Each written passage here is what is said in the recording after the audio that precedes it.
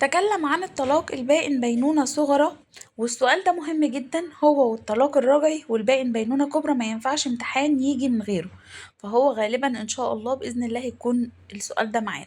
طيب، تعريف الطلاق البائن بينونة صغرى: ده طلاق لو حصل ما ينفعش الزوجة ترجع لزوجها إلا بعقد ومهر جديد. تمام.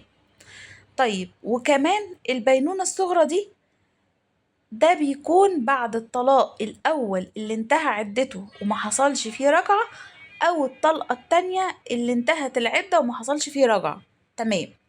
طب الحالات اللي بيقع فيها الطلاق البائن: أول حاجة لو حدث طلاق قبل الدخول، ده على طول بائن بينونة صغرى.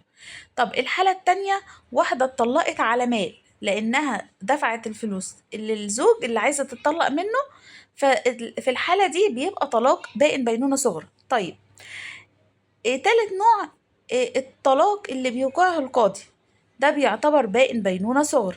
طيب، تمام جدا. الآثار المترتبة على الطلاق البائن بينونة صغرى: أول حاجة بينقص عدد الطلقات، أنا ليا 3، تمام، فنقص منهم واحدة. تمام.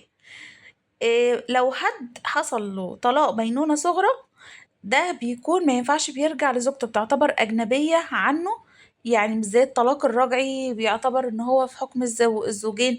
لا، ده بيعتبر آه يعني هما الاتنين أجنبية عن بعض. تمام. وكمان لو في حالة ان هي عايزة ترجع له، بترجع له بمهر جديد وعقد جديد. طيب، حلو جدا. لو حد منهم مات، مفيش توارث ما بينهم. طيب، مؤخر الصداق بيتم دفعه بعد الطلاق. موقف القانون من الطلاق البائن بينونة صغرى: قال برضه لازم يكون اللي هي الطلاق اللي حصل على مال أو اللي حصل قبل الدخول، ده بيكون طلاق بائن بينونة صغرى. تمام. ناخد بالنا من السؤال ده ونتقابل في السؤال اللي بعده اللي هو البينونة الكبرى إن شاء الله.